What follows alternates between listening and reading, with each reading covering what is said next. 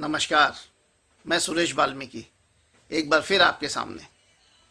सबसे पहले मैं आपसे विनती करना चाहता हूं कि अगर आप मेरे इस चैनल पर नए हैं तो प्लीज़ मेरे चैनल को सब्सक्राइब कीजिए, लाइक कीजिए और अपने दोस्तों के बीच मेरे विचारों को शेयर भी कीजिए।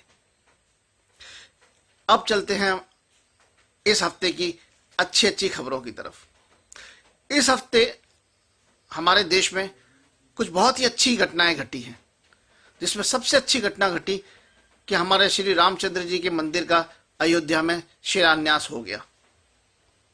और उसी के साथ एक और अच्छी खबर यह हुई कि हमारे देश में एक नए देवों के देव का अवतरण हो गया है और उस देव का नाम है श्री नरेंद्र दास दामोदर मोदी जी। और इन्हीं महादेव के हाथों से श्री रामचंद्र जी के मंदिर का शिलान्यास हुआ। क्या मैं गलत कह रहा हूं? श्री नरेंद्र मोदी जी तो आम इंसान हैं, वो देवों के देव थोड़ी हैं। साहब, ये मैं अपनी तरफ से कुछ नहीं कह रहा हूं। मैं तो सिर्फ वही कह रहा हूं जो गोदी मीडिया ने शिलान्यास के वक्त दिखाया और मोदी अंधभक्तों ने सोशल मीडिया पर फैलाया। अगर आपको मेरी ये बात गलत लगती है तो ये तस्वीर देख लीजिए।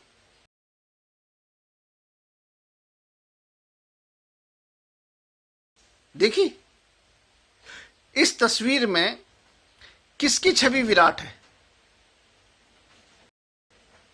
तो जिसकी छवि भगवान के सामने भी विराट हो वो तो देवों का देव ही होगा ना। इस तस्वीर में मोदी जी भगवान राम को उनके गंतव्य स्थान पर पकड़ के ले जाते हुए दिखाई दे रहे हैं। तो जो भगवान को मार्ग दिखाए, जो भगवान को उनके गंतव्य तक पहुंचाए, वो तो भगवानों का भी भगवान हुआ ना।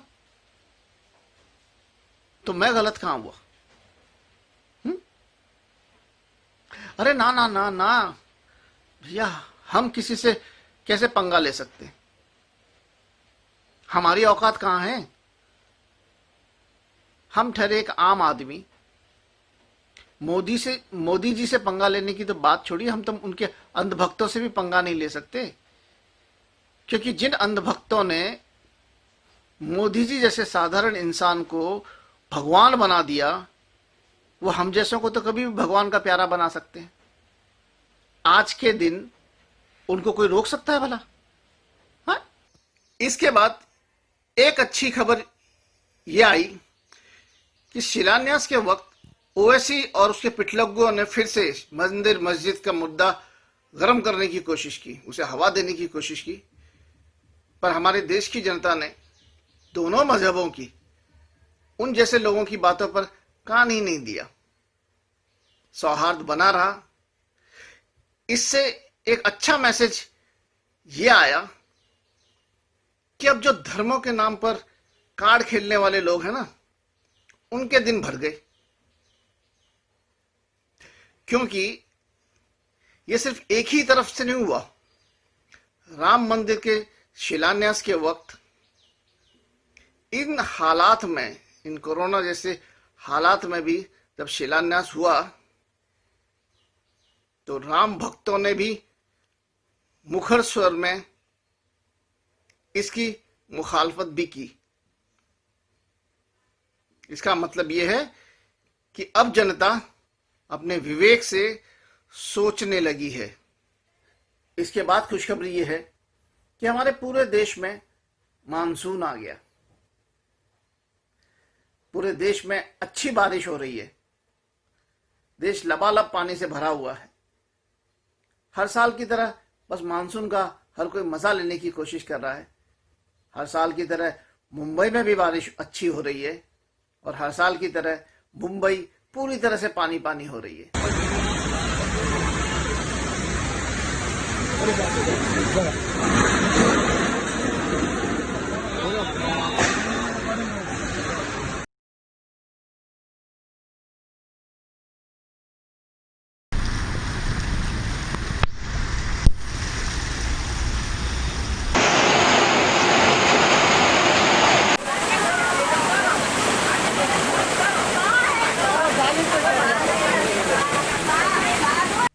सड़कें जो हैं वो तालाब बन गई। मुंबई की पब्लिक ने खुले आसमान के नीचे खुले स्विमिंग पूल का आनंद लिया।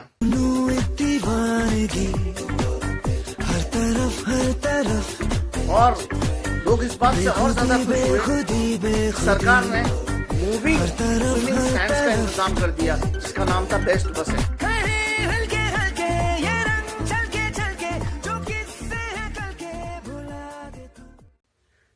लोग कितना मजा ले रहे हैं, आनंद ले रहे हैं।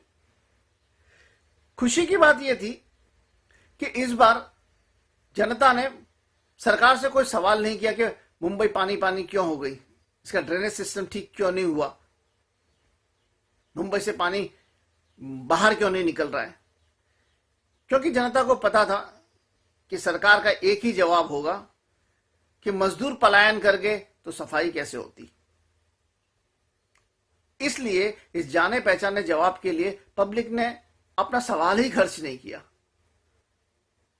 पर सोचने वाली बात यह थी कि इस साल तो मजदूर पलायन कर गए, हर साल क्या होता है, हर साल मुंबई पानी पानी क्यों हो जाती है, हर साल रेलवे ट्रैक पर इतना पानी क्यों भर जाता है कि वहां पर रेल की जगह नाव चलानी पड़ जाती है, बोटिंग होनी शुरू हो जाती है वहां पर।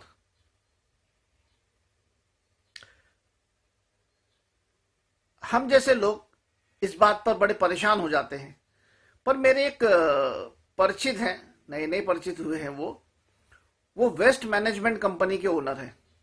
उन्होंने मेरे जैसे और मुझ जैसे परेशान लोगों की बातें सुनी और मुस्कुरा दिए, और उन्होंने कहा इसका कुछ नहीं हो सकता,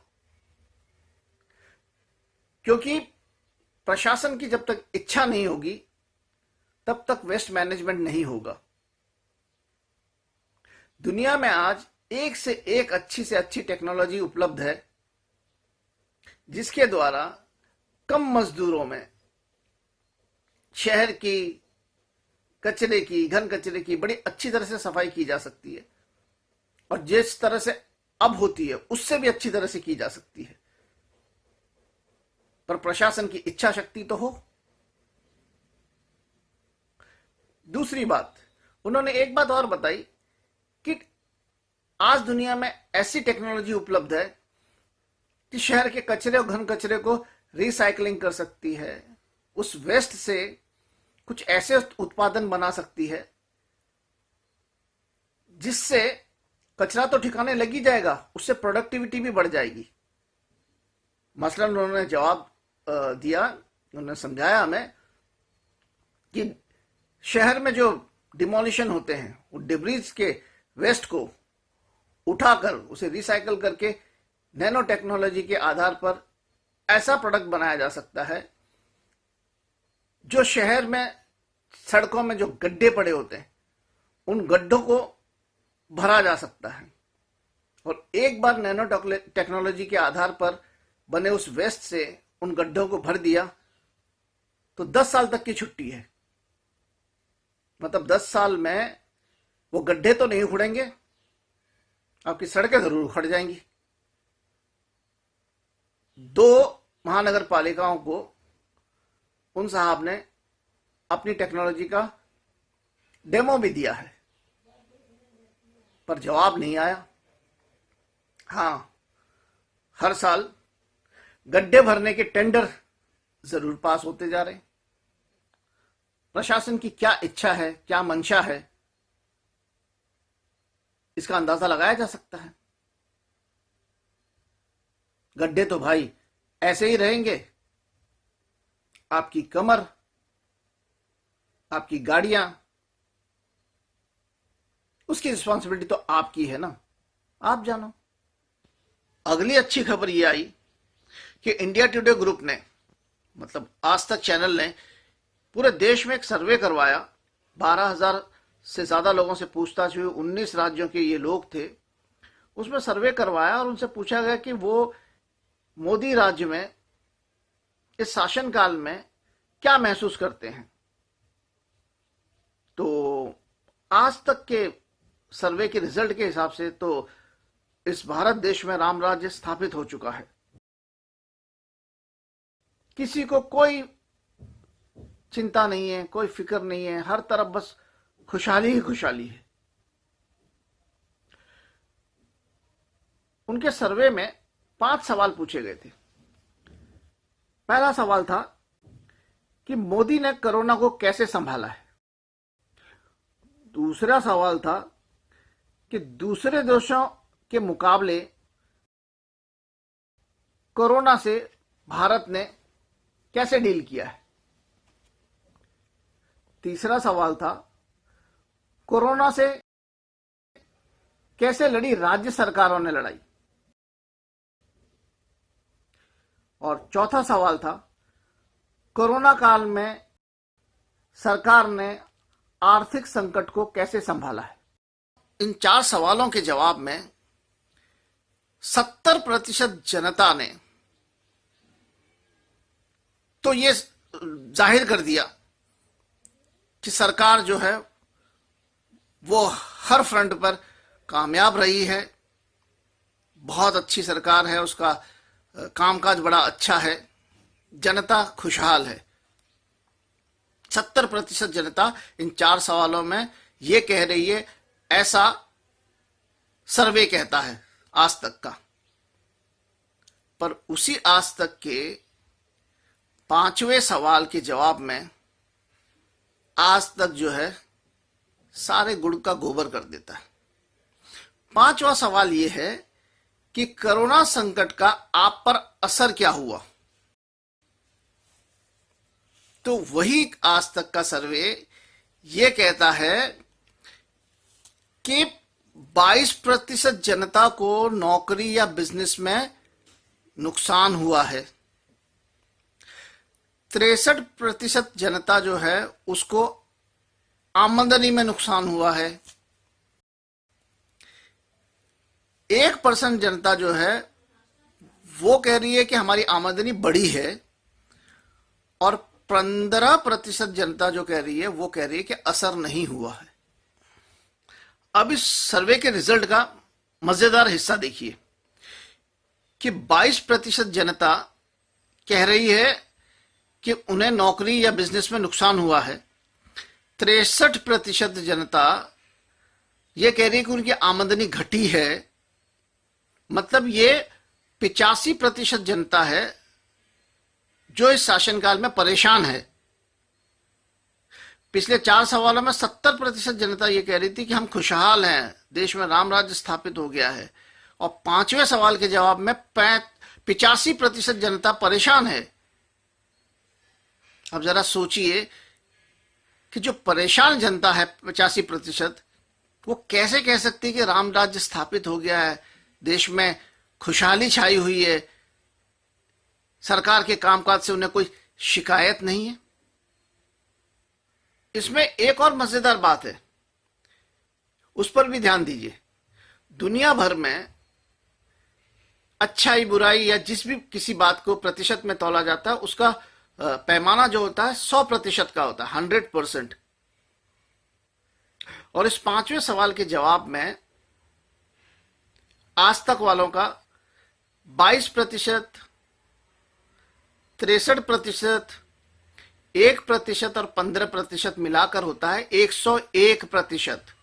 मतलब इस गोदी मीडिया ने प्रतिशतों का जो आकलन है वो भी 100 से 101% तक नया पैमाना इस दुनिया के सामने पैदा कर दिया। और यही नहीं, इससे पहले तीसरे सवाल में उसका कैलकुलेशन भी देख लीजिएगा, वो भी 100% नहीं है, 98% है, 98%। मतलब विवेक बुद्धि सब एक तरफ रखकर सिर्फ चाटुकारिता करनी है, सरकार का गुणगान करना है। विवेक मर ही चुका है शायद। खैर, इस वीडियो के माध्यम से मैं सिर्फ आप लोगों से एक विनती करना चाहता हूं कि हम जैसे नॉन पॉलिटिकल लोग, मेरा या हम जैसे लोग जो इस तरह के मुद्दे उठाते हैं, ये सारी बातें जो करते हैं सोशल प्लेटफॉर्म्स पर, मैं पर्टिकुलर किसी पॉलिटिकल पार्टी से बिलोंग नहीं करता, ना ही किसी की विचारधारा के आधार पर कोई बात कहता हूं। मैं एक आम आदमी की हैसियत से जो बातें, जो सरकार की नीतियां सही या गलत है, उन पर सवाल उठाता हूं। आपसे भी विनती है कि आपको अगर कोई बात सरकार की गलत लगती है, उनकी नीतियां कोई गलत लगती हैं, तो उन पर आवाज उठाइए, विरोध दर्शाइए, अपना विरोध जाहिर कीजिए सोशल प्लेटफॉर्म पर या जैसे भी। क्योंकि प्रजातंत्र में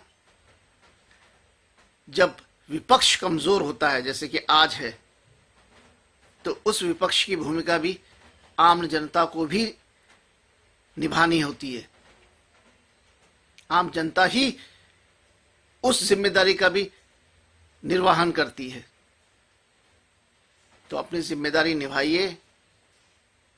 जब वक्त आए तो मतदान से उसका जवाब दीजिए, और मतदान अगर दूर हो तो अपने विचार जाहिर कीजिए। ये हमारा हक है, क्योंकि ये प्रजातंत्र है। जय हिंद।